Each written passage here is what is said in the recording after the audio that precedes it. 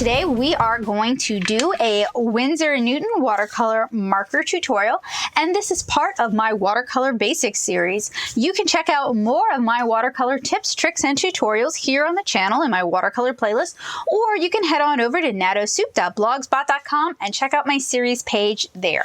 So we're going to be coloring this cute image here, and if you would like to work on this along with me while we talk, you can go to my Gumroad account, and I will link that below for a scan of this image that you can color along. And I will be sure to mention the colors as we use them. So I have a fairly large collection of the Winsor & Newton watercolor markers, and I will name them as I go along in case you want to add markers to your collection, in case you see colors that you like. And we have, this image was inked using a Sailor Mitchell Ida brush pen, and it is a waterproof brush pen. It was inked on Winsor & Newton watercolor marker paper, so this is also sort of a test for their marker paper. So I hope you guys will enjoy this tutorial, and I'm gonna go ahead and get started. So to follow along with this tutorial, you're going to need some paper towels, a scrap piece of plastic to use as sort of a side palette, a cup of clean water, and some watercolor brushes, and they can be synthetic or natural fibers. What I have here is a collection of the two. So the first thing we're going to do is we're going to create a background for this piece. And I had a color. This will work. We're going to go ahead and use cerulean blue hue.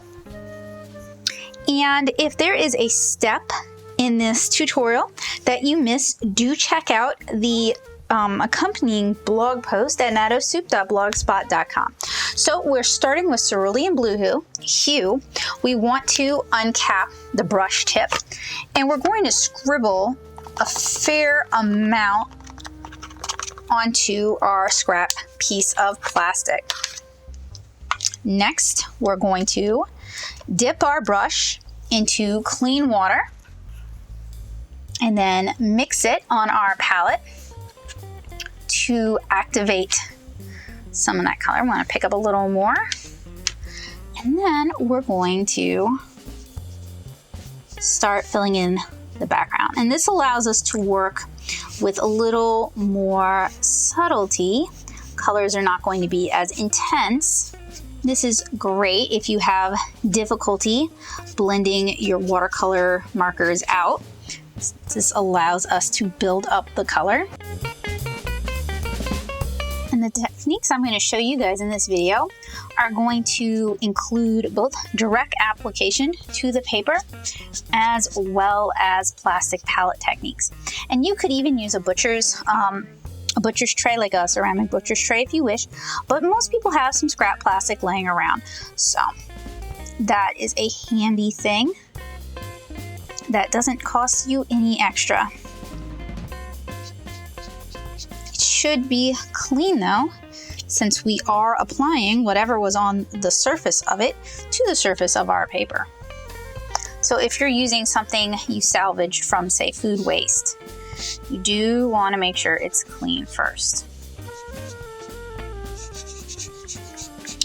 And honestly, disposable plastics for food containers can make some really great free watercolor supplies. Right, so we're going to reapply color in a different section of the plastic. So we don't want to apply it over the water. And this color may not be noticeable to you guys. It's just enough to make it look like our illustration belongs on the paper. So it's not just floating. All right, while the paper is still damp, I'm going to apply some more color to my palette.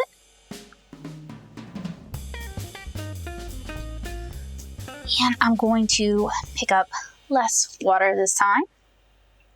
And I'm just going to maybe even dual brush it.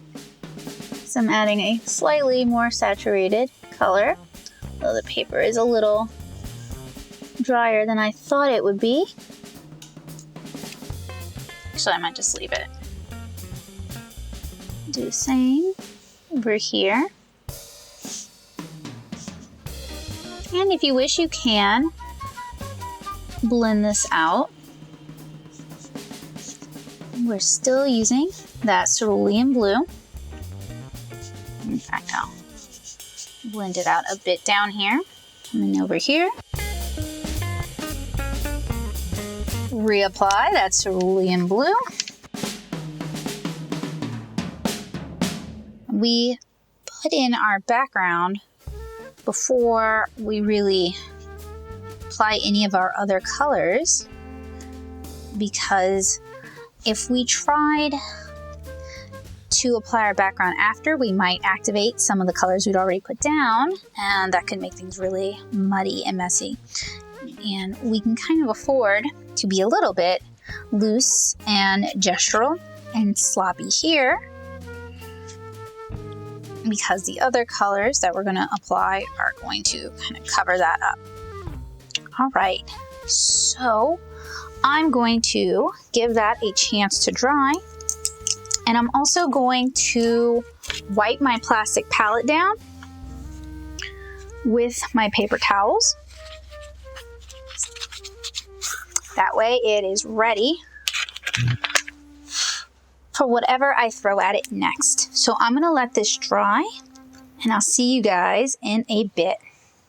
All right, guys, so this has had a chance to dry. It's not completely dry, but it is fairly dry to the touch, although still cool, which lets me know there is still moisture under there. So I am going to use a smaller round with less water in it and just go in and tighten up a few of those shadows.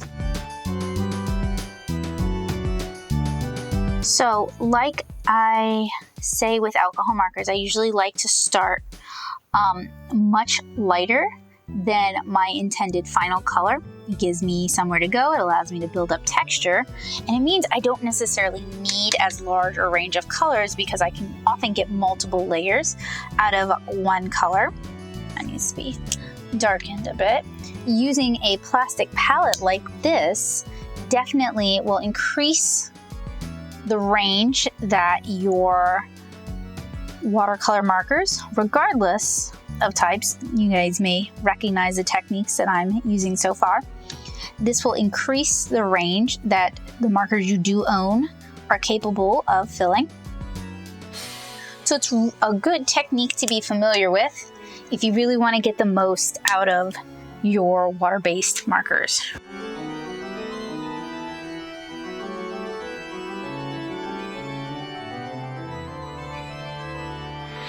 So I'm going to use the same cerulean blue just to go ahead and color the whites of her eyes. And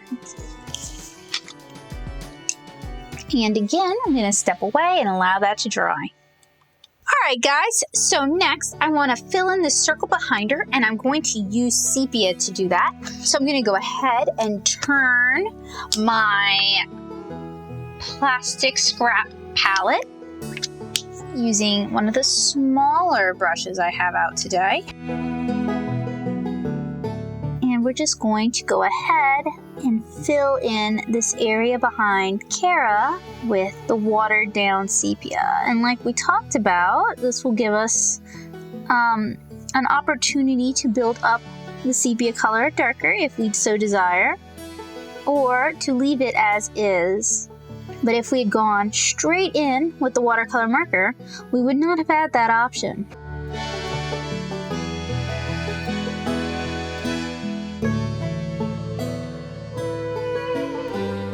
And we're also going to go ahead and start the pine cones using the same color.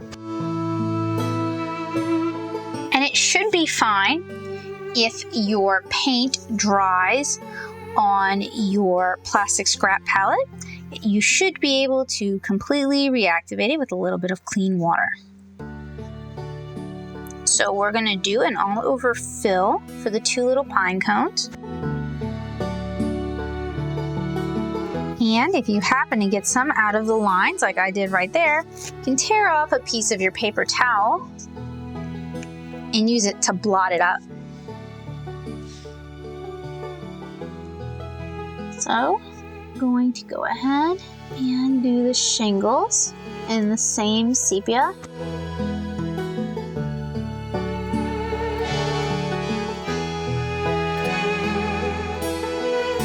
Alright, and we're also going to get these little support beams under the eaves.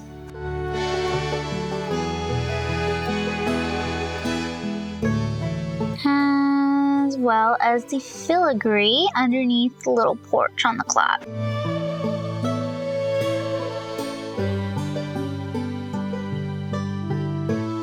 So far we've used 2 brushes and 2 colors. All right. And we're gonna step away and allow this to dry. All right, guys, so this has had more than plenty of time to dry. So I think we're gonna start on, I know what all of you guys are waiting for. We're gonna start with our skin, and we're actually going to use burnt sienna.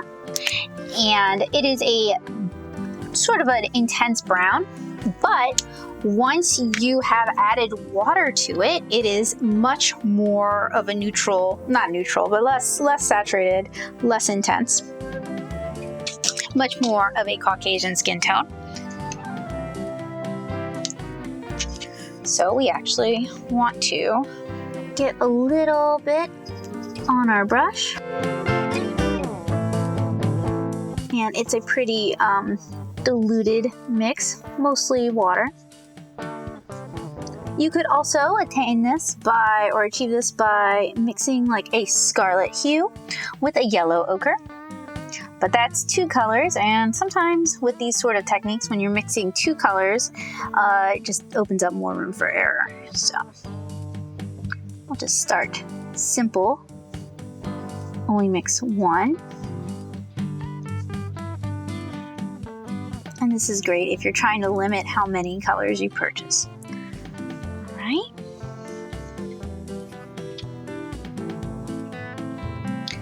And I think we're going to start on some of the decorations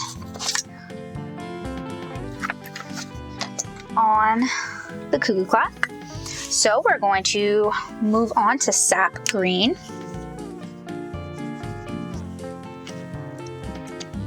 Use a slightly bigger brush.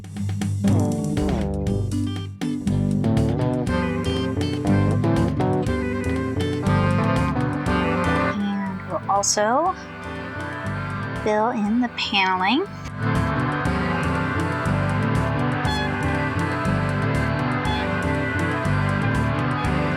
And then while we let that dry, looks like the skin has had a chance to dry, so we'll go back in to the skin.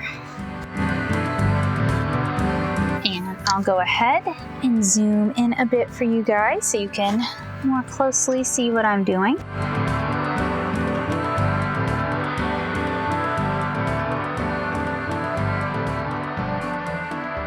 All right, and we're gonna let that dry. All right, guys, so that has had a chance to dry.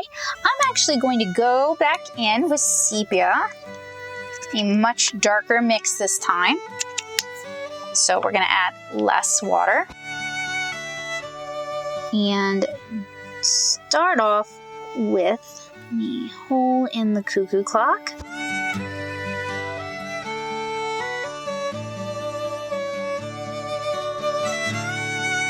And this paper, the Winsor & Newton watercolor marker paper that I'm using here, doesn't really, it must be a cellulose-based paper because it doesn't really hold water very well. Water evaporates very quickly, which is a tendency of cellulose-based paper. and it makes it hard to do blended effects since, you know, by the time you get the whole area covered and you're ready to start doing blended effects, the water has evaporated or soaked into the back.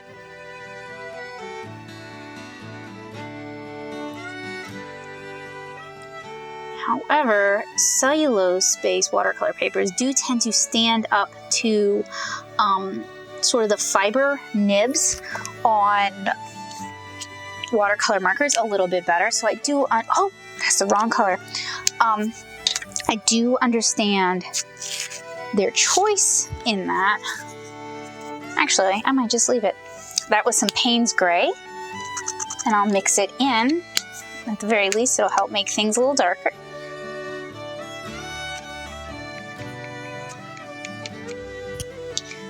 Unfortunately, a lot of the area that I wanted to cover went ahead and dried, just like I was sort of telling you guys about.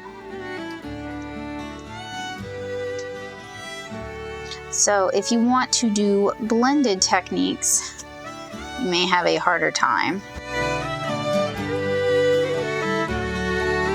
Okay, so now that we've got this going, we do want to darken up a lot of the sepia on other areas of the illustration. Man, I need to put the Payne's Gray far away because I keep grabbing it by accident.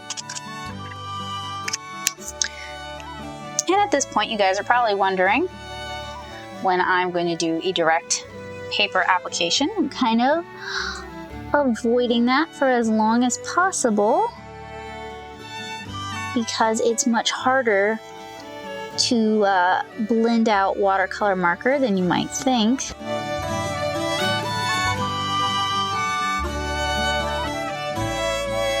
Then I'm actually going to wipe my palette down because it's got a little too much water going on.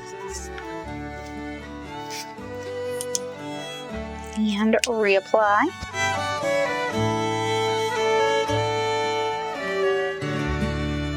I think I'm going to remove these bulldog clips because they are making it hard for me to use a steady hand. Definitely getting in the way. And they're mostly just there to help prevent the paper from buckling too much as I work on it. Go ahead and demonstrate a wet or a direct application here in this the shadowiest area. So you see it doesn't really diffuse as well as you would think. We're gonna go ahead and pick some color up with our brush and blend and work it out a little bit better. And some colors do blend out pretty well and some are very stubborn and do not. And I have a list at netosoup.blogspot.com. You guys can check the description below for a direct link. I have a list of the colors that I've found work pretty well.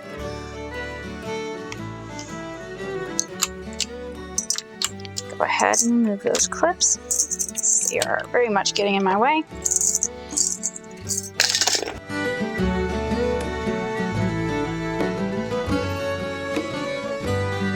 You don't really want to rest your hand on your plastic palette. I just did that. And you will end up picking up paint. Fortunately, I do need to rest my hand. My arm stability is not super great. And I'm making a lot of tiny over paintings, kind of getting out of the lines a lot since my arm is shaking a bit. It's a little too concentrated. Alright, so we've got her skin going. I am going to grab some alizarin crimson hue. So this right here, really don't need much. And use one of the smaller brushes. And I'll go ahead and zoom in so you guys can see what I'm doing.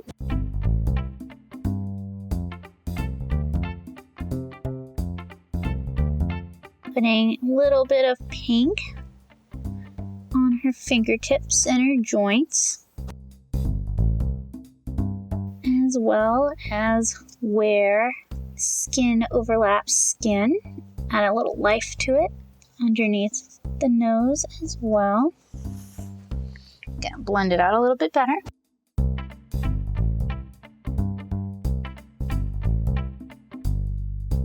And then we're gonna finally use that Payne's Gray that kept getting in the way. I'm gonna use that to color this, which I want to look metallic. So we're gonna start with a light coat.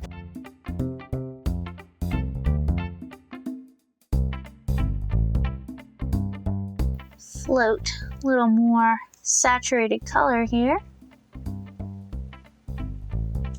Right, and we're gonna let that dry. All right, guys, so I'm ready to start building up the sap green a bit darker. So I'm gonna go directly onto the paper, and while it's still wet, I'm going to use some clean water. I'm gonna blend it out. Hopefully we can get a little more saturated color here than we were able to get before. Over here as well. And you want to try and work quickly, because if you wait until it's dry, it's not going to blend.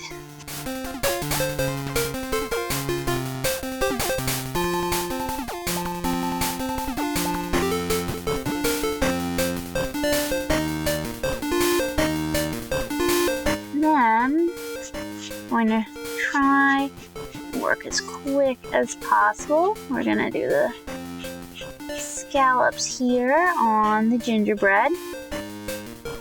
And if you guys don't know what gingerbread is sort of that decorative trim or molding that a lot of houses have, especially say Victorian or trying to look Victorian houses. So it's something you actually see a lot of in older southern cities like Savannah or New Orleans, and it's something that a lot of cuckoo clocks have. Of course, those are German. Alright, let's try to do the other. It's gonna be hard. Great. Do the other side.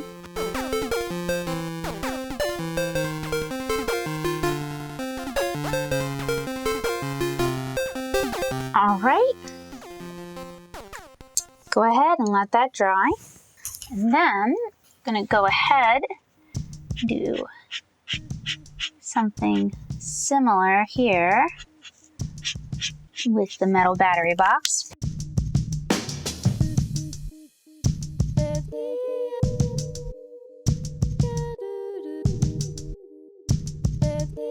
And I think I'm going to let that dry as well. All right, so going to try to get some of those tones on the face a little darker. So we're back to burnt sienna, and I'm just applying it here to the blue tape. Trying to get a little more concentrated of a mix so we can get a little more contrast.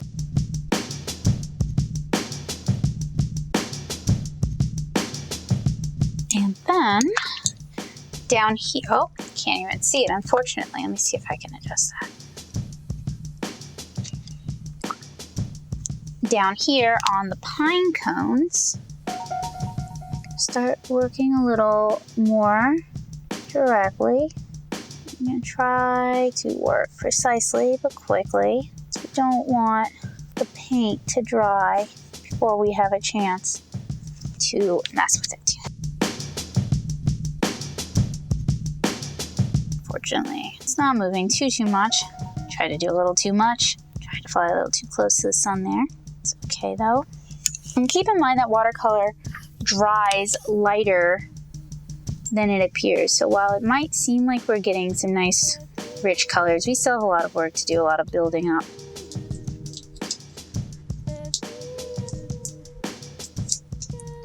And this is certainly, or rather the techniques I'm showing you guys today are certainly not the only ways you can use watercolor markers.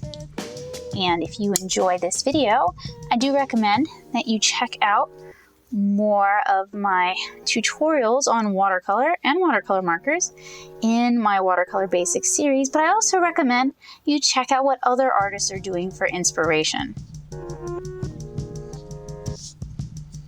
And if you happen to have a favorite watercolor marker tutorial that you'd like to share, feel free to let me know in the comments below. Always interested in learning new things.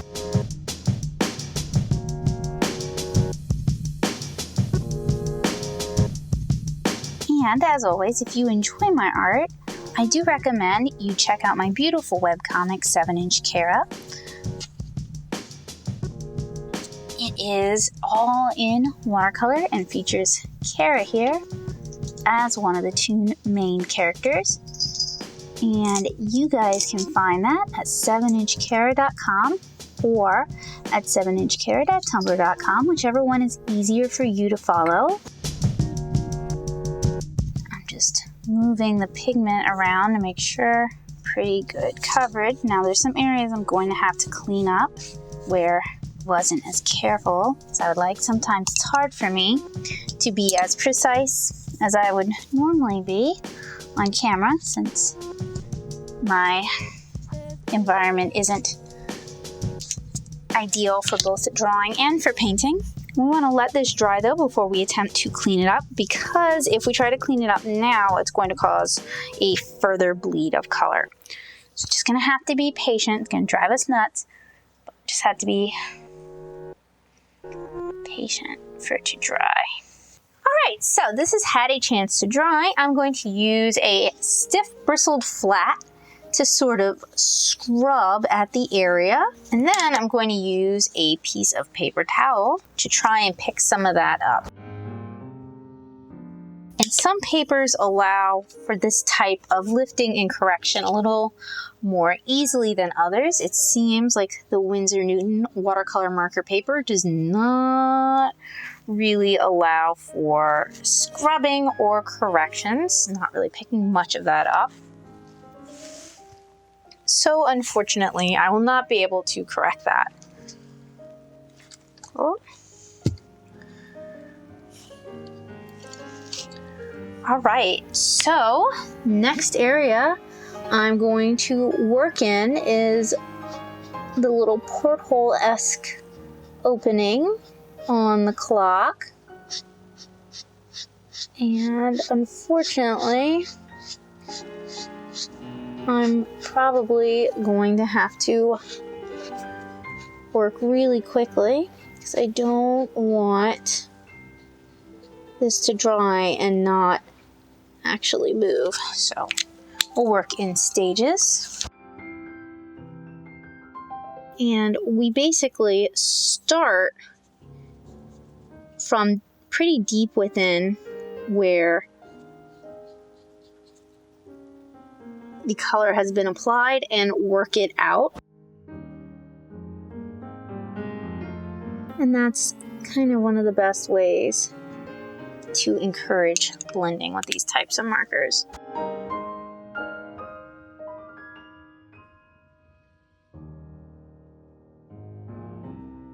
And we're going to do the same over here. And we may need to spend fairly significant amount of time working this area. Or we can just color the whole thing in and it'll end up just one tone. That's not really how I want to handle it. Now if you have an area that's too dark and an area that's too light, you can pick some of the paint up like I'm doing here, bring it into that area, help even that out a bit.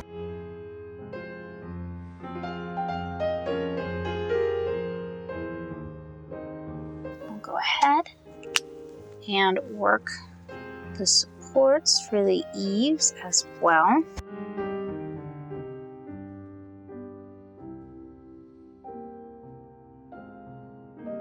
As well as the pine cones. Again, need to work quickly, but we're just sort of scribbling some of the sepia down and then blending it out with a bit of water.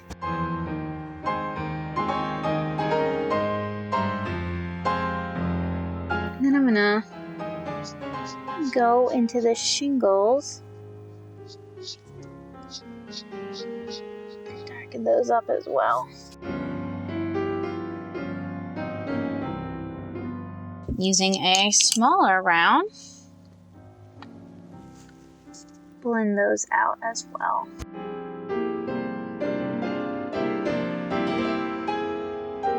Then I'm going to do the other side. Now, usually I would be able to rotate this illustration so I could get the best angle possible for my wrist, because drawing upside down like this is actually very difficult. Unfortunately, I really just don't have enough room. But if you have enough room, I really recommend that you do rotate your piece to best suit your own abilities.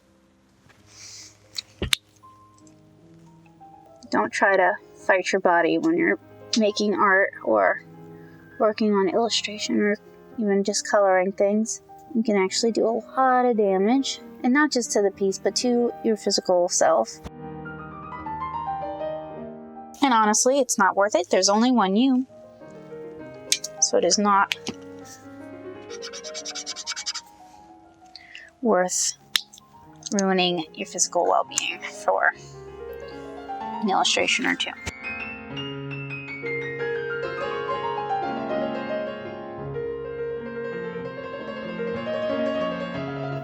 So we're going to do a bit of a wet into wet technique with the sepia. Of course, some areas went ahead and dried, and gotta be kind of careful doing this because you can tear up your paper, and it just never puts down as much pigment as you would like, as you guys can see, because it's trying to soak up the water on the paper surface instead of actually putting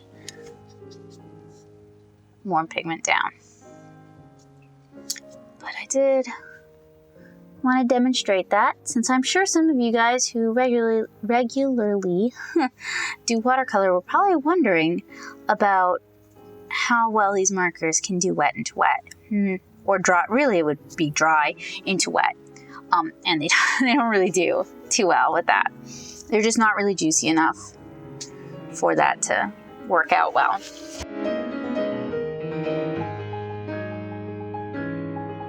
They are pretty good though for getting into tight corners.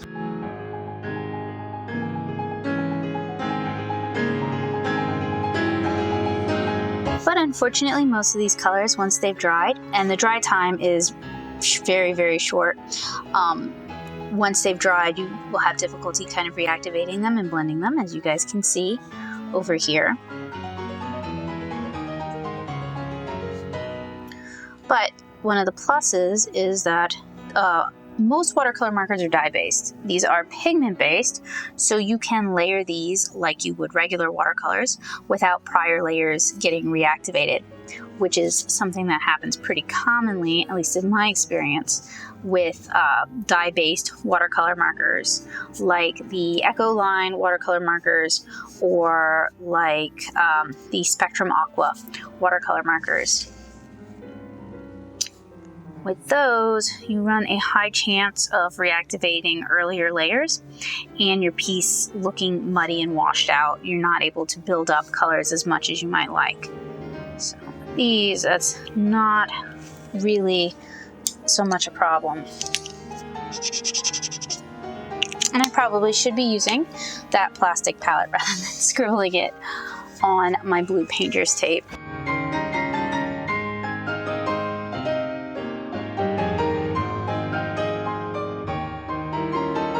So I am getting a lot of sort of out of the lines bleeding. Now some of that is my own hand tremor problems by not properly supporting my wrist, so I'm not really able to control my movements as much as I would like. But I think part of it is also the paper, and I'm not really sure why the paper would be bleeding so much.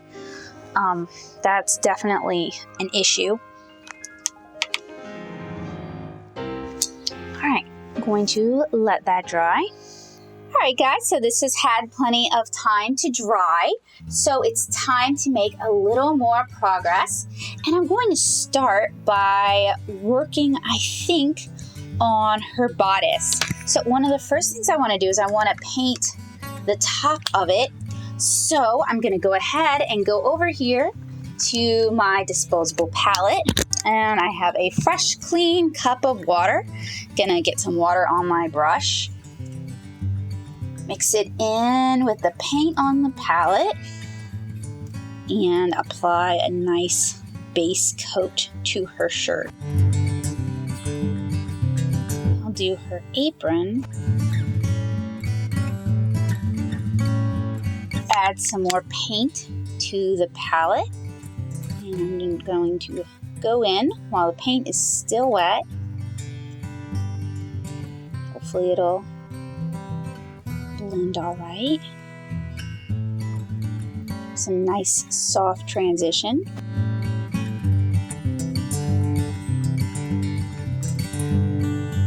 Again with another layer. And since I'm working in a small area, I'm trying to avoid adding water to the brush because I do want my color to get progressively more concentrated. And I will allow that to dry. So unfortunately, most of the blue diffused out rather than sort of staying localized. So I'm going to have to go in again now that this is a little bit drier and reestablish some of those shadows.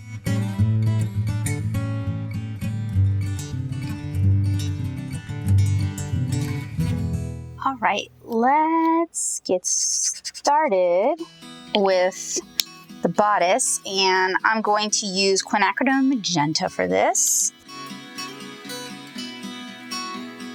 While it's watered down, it's not too watered down.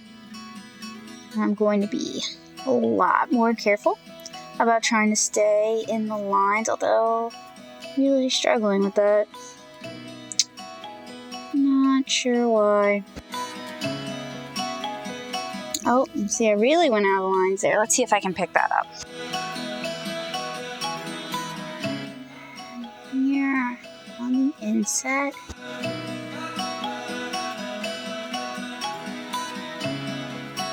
Need a bit more.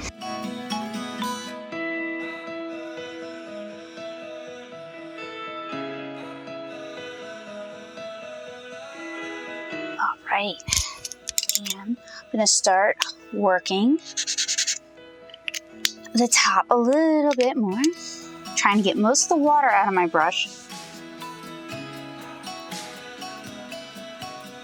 Since I want to build up saturation a little more quickly than I've been doing in other areas, and since I'm coloring a small area, I really don't need to prepare so much ink or paint, sorry.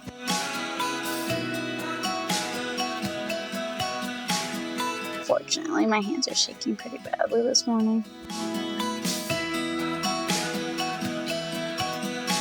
So, though maybe that's good, because I know a few of you have talked to me about having hand control issues as well, and it's something I also often struggle with. And I wish I had a good solution for it. Unfortunately, I don't. Other than we're just gonna have to take longer and try to be slower. Be a little more patient with ourselves. But that's all the advice I really have for that. Alright, so I'm gonna let that dry and I'll be back in a bit. Alright, so now we need to apply the next color, and I think mid blue would be an excellent choice, so I need to grab that. So, mid blue.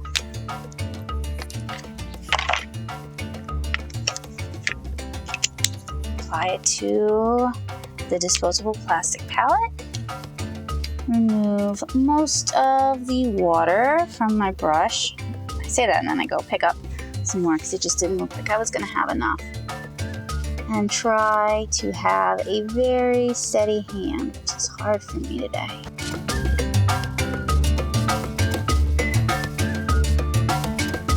Mid blue is a really nice shade of blue. You guys might notice that with these markers I am less likely to mix colors. I'm more likely to just use what's already there. And part of that is a convenience factor. It is definitely easier to work with what is already there than to try and mix new colors. And part of it is, I don't know, there's just something that you're less likely to get consistent mixes. It's a little harder to get consistent mixes. So I just grabbed burnt sienna because I'm going to start filling in her hair, and I applied it to the side palette. So I'm going to use a much smaller round. Try to pick up as much paint as I can in one fell swoop. Try to be really careful because this is an area where my shaky hands can make a big mistake.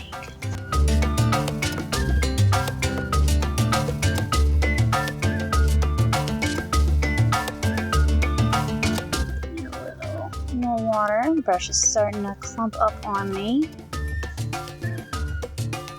It's another problem is it's hard to mix batches of saturated color while having enough water to keep the brush moving the way it should and to keep it from dry brushing and clumping up on you.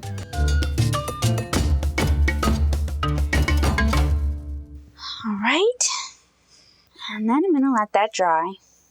All right, so that has had a chance to dry. I'm going to go in and try to be delicate. There is a bullet nib on these pens, but often the pigment seems to be more saturated in that end and it can be harder to blend out.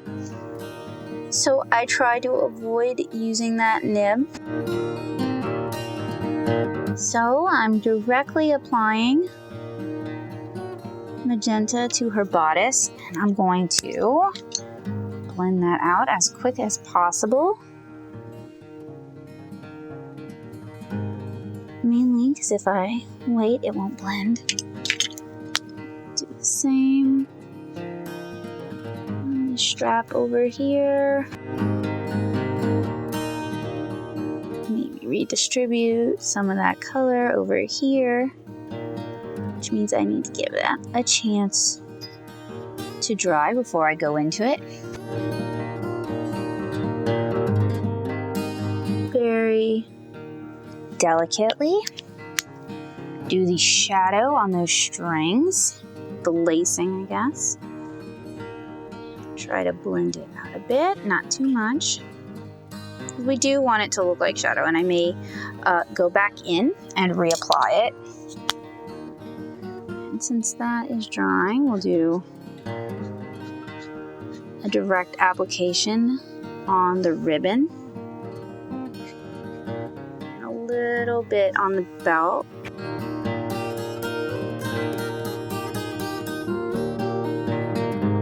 All right, let that dry.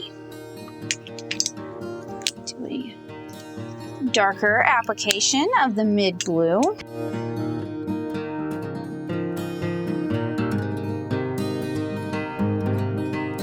Then we'll do a direct application with burnt sienna.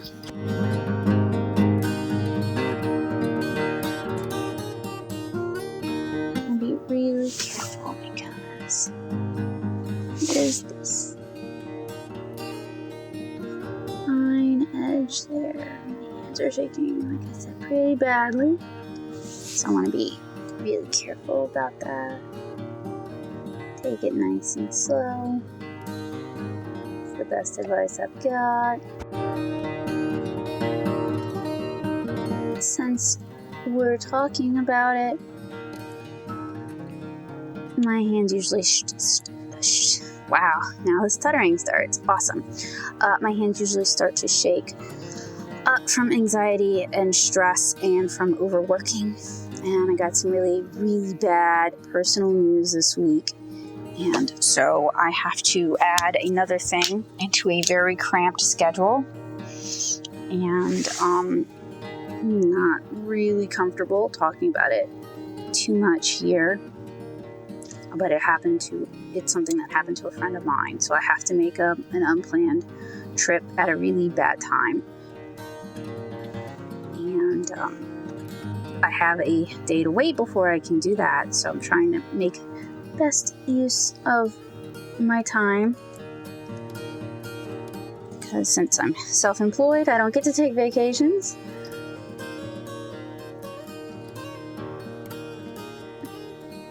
I'm doing some freckles. Anyway, it's honestly all way too much, and I'm trying to be brave about it and not complain about it, but it's really messing with me. I don't really have a lot of places that I can turn to. But after Monday, it will all be finished, at least for a couple of weeks. So hopefully I can take a break and rest a little bit and, get my head in a good spot. So I'm sure many of you guys suffer from similar problems, so that's why I share it. Anyway, I'm going to let this dry. Alright guys, next we're going to use burnt red to fill in the wood on the background. So I'm applying some to that plastic palette, mixing in a bit of water. And I'm just going to start filling this area in.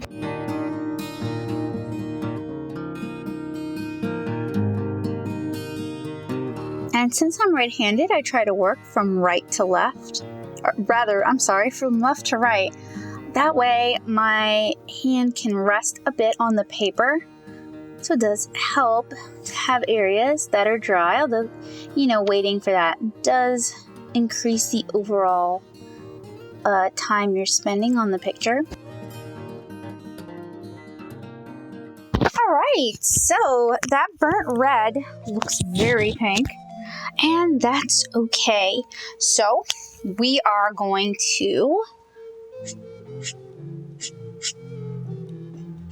using the brush to help us out. Since we're only filling small areas, this shouldn't be too hard. We're going to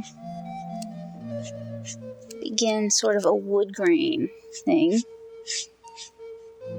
And what's neat about these markers, neat and annoying, is that they never really blend out all the way. So this sort of an effect would work.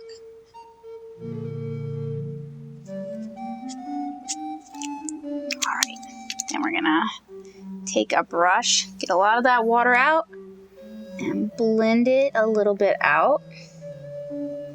And we can always come back in and add more after it's had a chance to dry.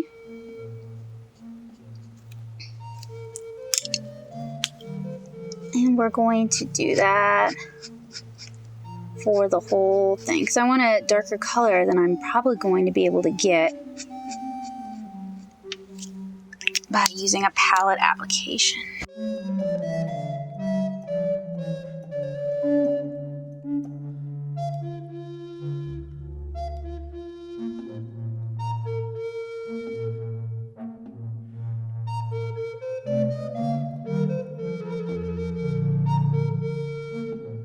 Alright, and I'm going to let that dry.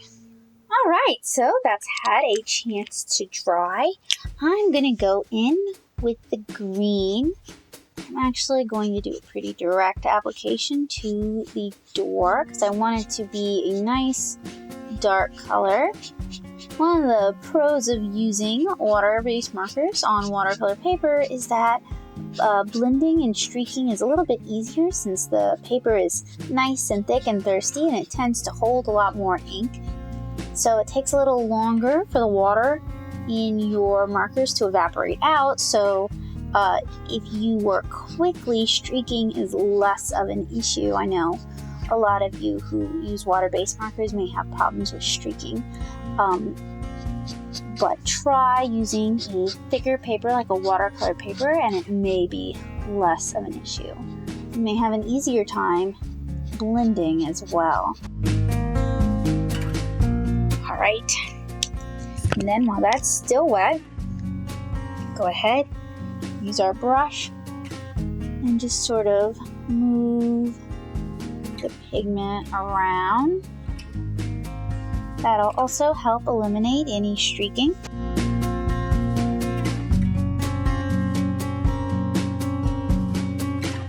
And give that a chance to dry.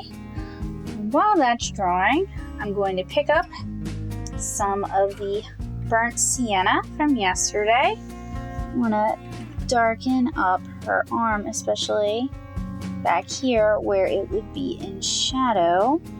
All about working on that contrast. Speaking of contrast, we're going to go directly in with mid blue and using the very small or fairly small round, just going to soften that transition because it's a pretty striking one.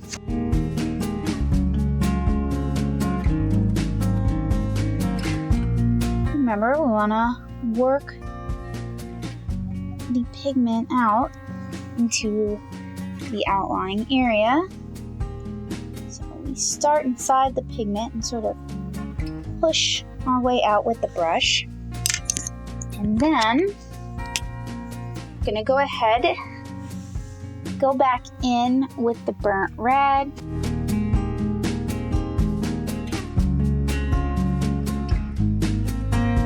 Use a small brush and blend some of that out, mostly because I just don't want it to look like I took a marker to it. Yes, they are watercolor markers, but it doesn't mean I want to completely lose the watercolor aspect. I do think I'm going to want to do some color mixing maybe.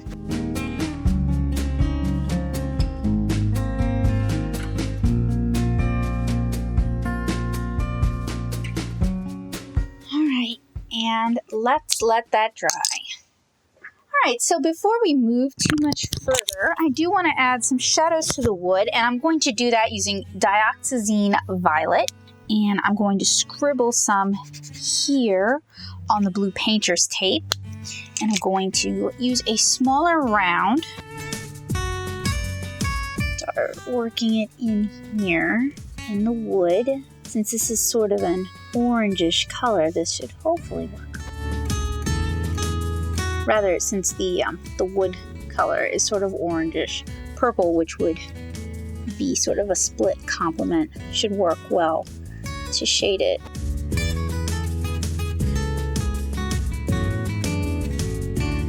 And then we're going to use, let's see, indigo, I think, to shade the green.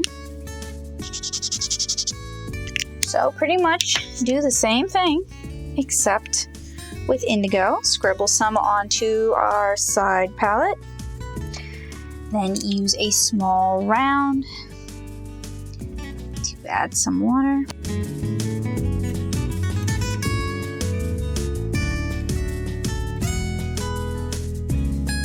Blend it out just a little bit.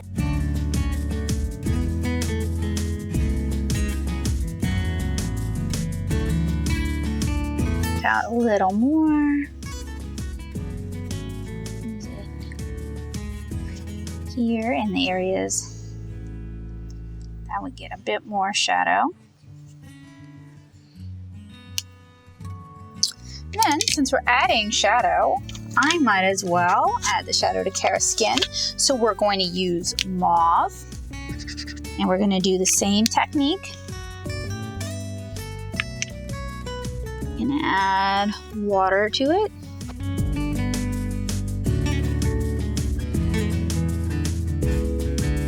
And then I think maybe cadmium red hue would work for this little door and for the porch there.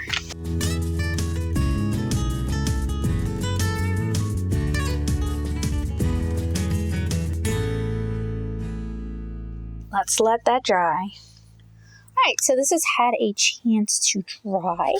I'm going to go ahead and reapply my cadmium red deep hue. A little bit of water. Load up my brush.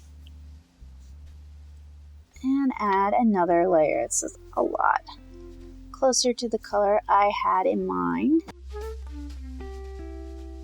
And while I was working on this last night, it was brought to my attention that this seems like a lot of work and that watercolor markers don't necessarily solve your watercolor problems. And first of all, there are other ways to use your watercolor markers. I'm introducing this because it is a fairly easy, controllable, low-risk way that takes advantage of these markers' watercolor properties, but it doesn't really take advantage of these markers as markers. I'll have to do some follow-up work where we explore these markers more as markers and less as a source of watercolor paint in the near future. But that is not really this video, because we're also kind of reviewing this paper. Right? I don't want to have too many things going at any given time. I'm going to go back in now with burnt red.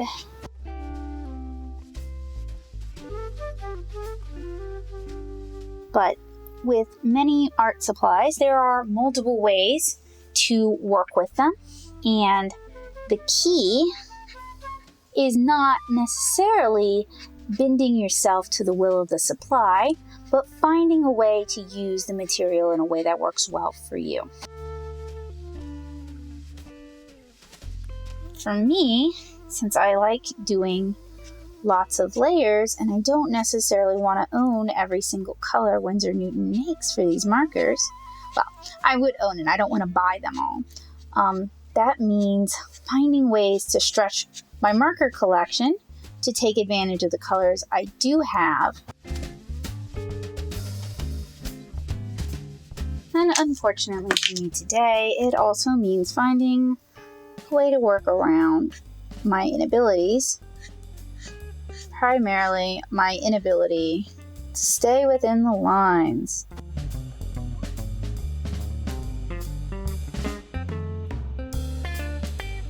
All right, so next I'm going to go in with the cerulean blue hue. This one here. And I may have to grab a piece of scratch paper. I don't want to rest my hand directly in paint, but I'm going to start tightening some of the details on her shirt. And I also kind of want to do a better drop shadow on the wall behind the clock.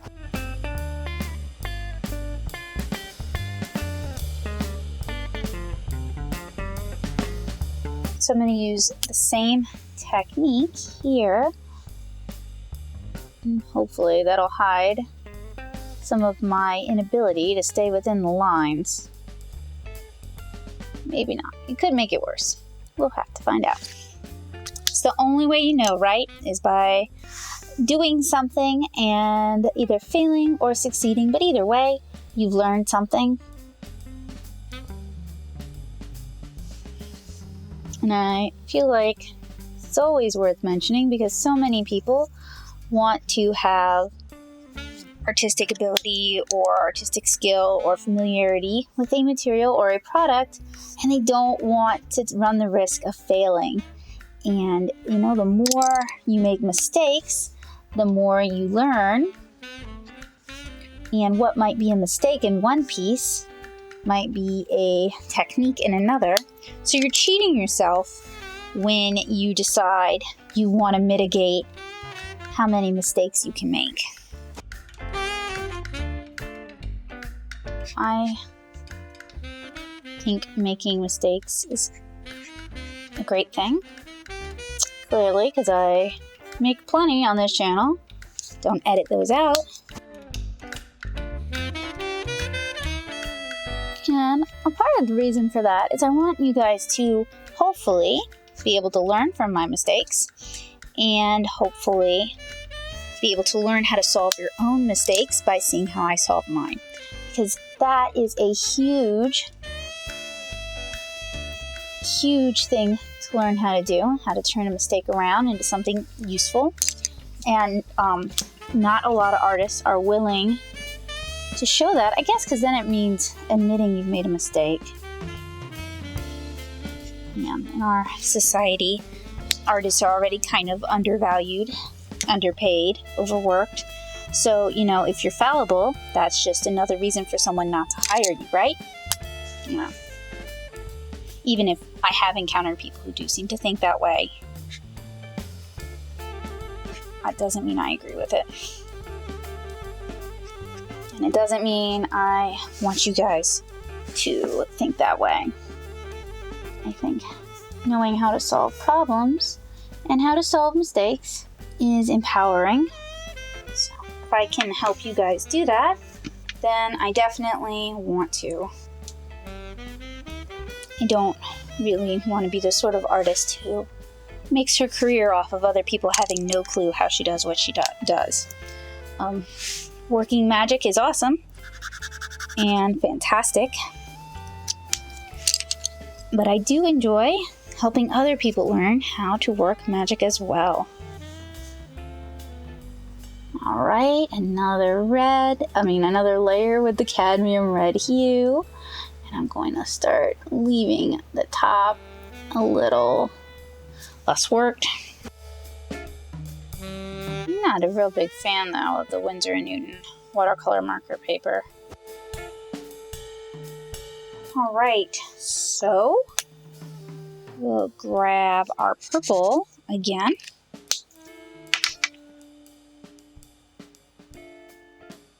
And this time we're going into the magenta on her dress.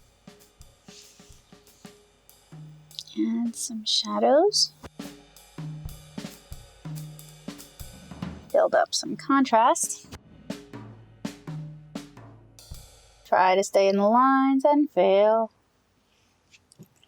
Give me a big 30-year-old girl and I can't even stay in the lines. Grabbing sap green again and go into that plastic side palette. And really the plastic side palette is where you should be doing most of your color selection from, because you're going to be able to pick up more of the paint than if you do it on the blue tape, and you run a higher risk of getting paint all over your hands and all over your paper if you do it on the blue tape. Just being kind of lazy. I usually use the blue tape as a bit of a mixing palette when I'm doing Cara pages. And if you guys haven't yet, let me use that as a plug. You guys should be reading my webcomic, 7-Inch Cara, and you guys can read that at 7inchcara.com or 7inchcara.tumblr.com, whichever one's easier for you guys. I probably have mentioned it already. But seriously, you should go read it, especially if you like my art. Or if you don't like waiting, you can read all of Volume 1, which is chapters 1 through 4, plus a bonus story by ordering the comic at natosoup.com /shop/Cara-comic, I believe. You can check the description below. We just kind of have changed over a bunch of new things and we're redoing the shop. So a lot of things are kind of different and I have not yet been able to get caught up. But I will have the correct link in the description below. And I've been working very steadily on Volume 2. It's just a much longer volume than Volume 1. So it does take quite a bit longer. which is kind of frustrating because I know a lot of you have been asking about it, and I'm really glad you're asking about it. I'm really glad you're excited about it.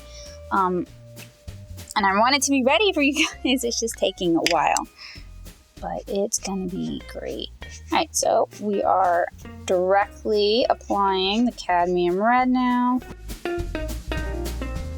Leaving half uncolored to imply that it is being hit by light. Go ahead and directly apply it on this cuckoo clock door here at the top. And blend it out a little bit. And then we're going to take our Payne's Gray. And we're going to apply it directly here as well, and try to be careful because this paper does not lift.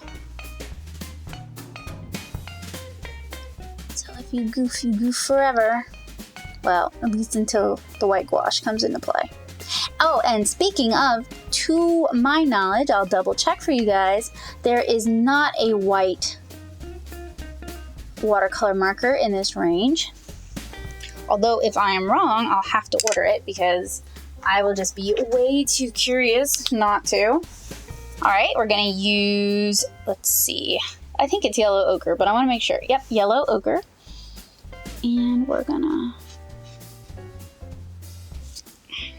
get the hinge there, and then we're going to use a brush with clean water to sort of blend it out.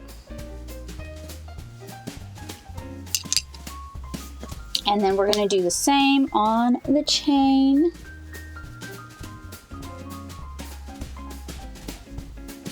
And I will show you something in a minute when I'm done with this.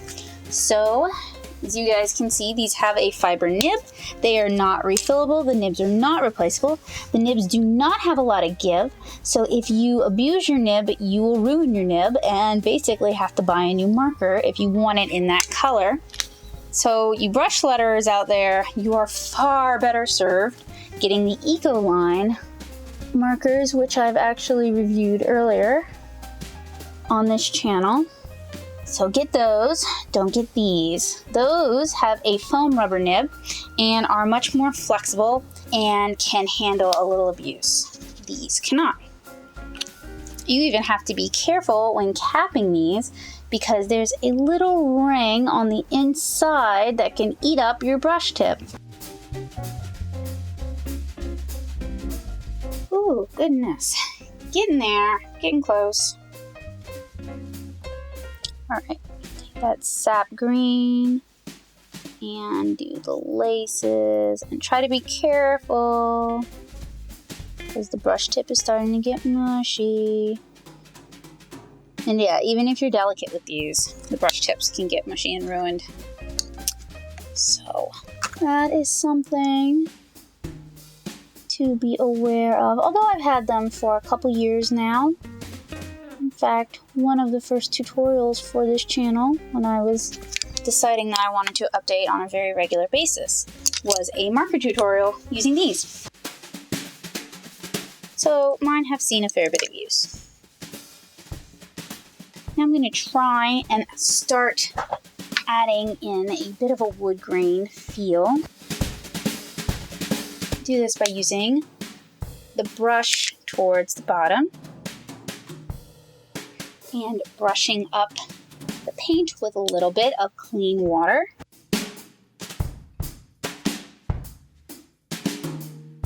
And doing the same up here.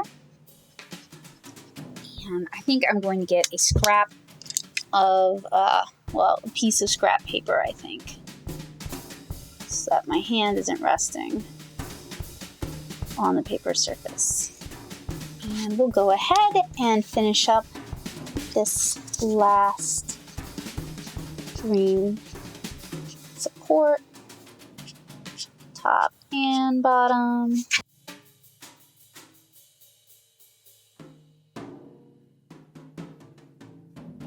And then let's do the door.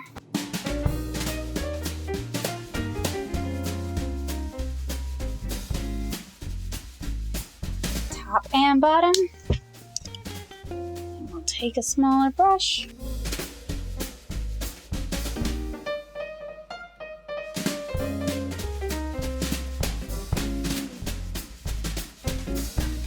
All right, I'm using the slightly larger brush.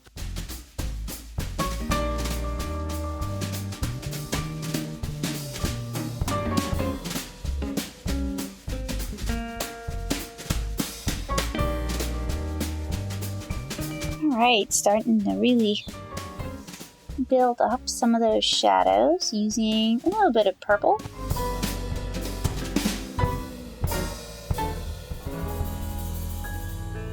Alright, so this has had a chance to dry for quite a while. I'm going to go ahead and go in to her hair with sepia. And I don't want to do all of her hair because we do have that background that is currently sepia. But I think I might actually go into it instead with some Payne's Gray. But you do want to maintain a certain amount of contrast. So I am going to try and leave some areas of her hair the lighter color. Hopefully we can do that without it looking too messy. Get in there, eyebrows, and the tops of her eyes, but we're going to blend that out a little bit. And we're actually going to grab not the burnt red, we want the sienna. We're going to blend from sepia. So we're starting in sepia and we're dragging it out, and the water in our burnt sienna is picking it up and blending it for us. So while I'm fairly certain Winsor Newton doesn't have a blender marker, you can use other colors to blend. Just want to try and make sure you clean off the tip of your marker after you do that. And we're going to use cadmium red. And we're actually going to use the bullet nib. Give that a second to dry. Yellow ochre is the bullet nib on that. And when you're tightening up details, the bullet nib is really helpful.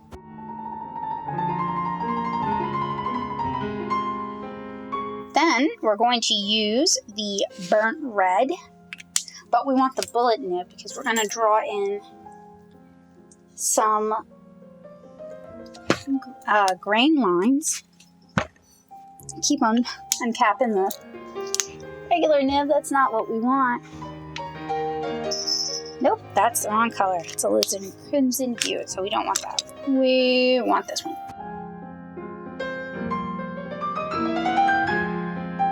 And we're really just doing sort of wavy lines to emulate wood grain. So very easy to do. Then we're going to grab our Payne's Gray. It's a pretty dark color, but we really want this to get a lot darker. So we're going to go ahead and start filling it, working carefully around our figure.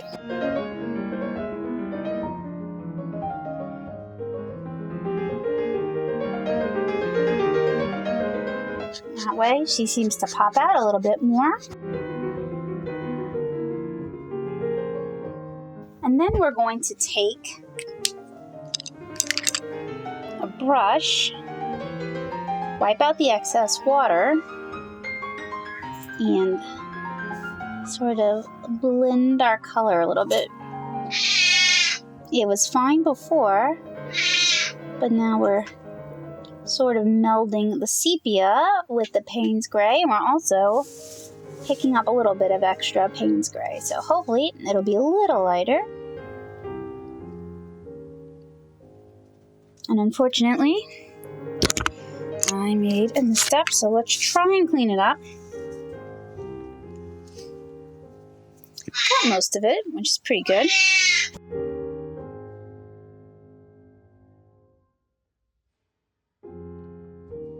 Finally, over here. And I'm going to allow this to dry because I really don't want this getting everywhere. So I'll be back in a little bit. Alright guys, so that has had a chance to dry. I'm now going to use my sepia marker to do a bit of wood grain rather, here on the decorative filigree.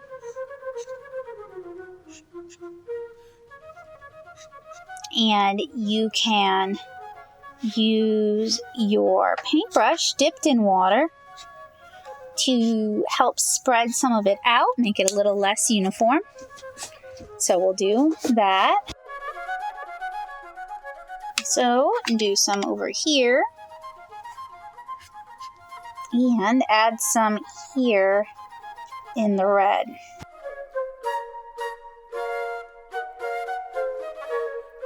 Just here and there, not really too much. Over here as well. Then we're going to go back into that battery box. And using a brush.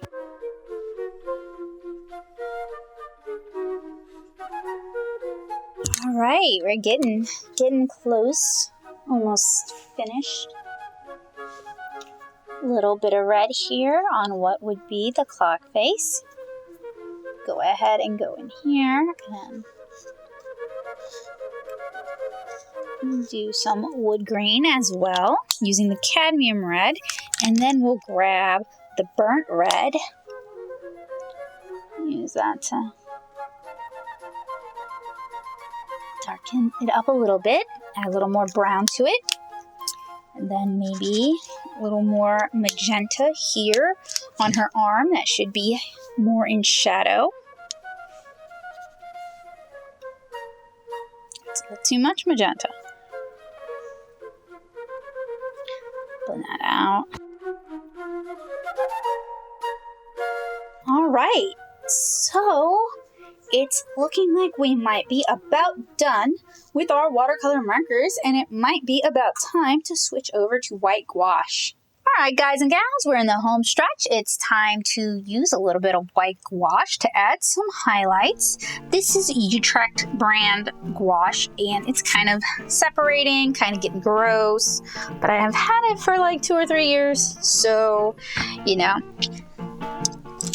of course it would separate over that span of time. You could also use Winsor & Newton gouache if you so desired. We're going to use a smaller brush. And we want to add some water to our gouache until it has kind of a creamy consistency. Go ahead and start adding in our white highlights.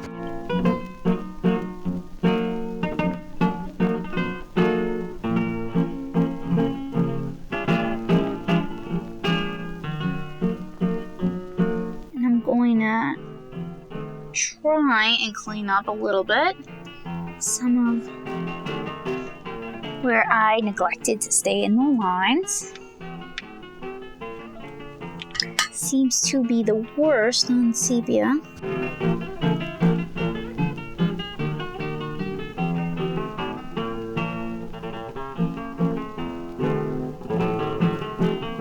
All right, I think we are just about done, other than removing it from our gator board.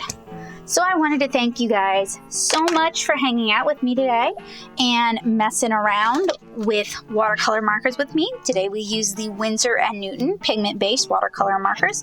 You can check my description below for a link on where you can find them. And I highly recommend you check out my blog at natosoup.blogspot.com for an in-depth review, as well as for reviews of other water-based markers if that so strikes your fancy. If you enjoy content like this, if you would like more tutorials and reviews, remember to click subscribe. I do these videos twice a week. And if you just can't get enough and you want early access, then please head on over to my Patreon at patreon.com/natosoup and join the art nerd community.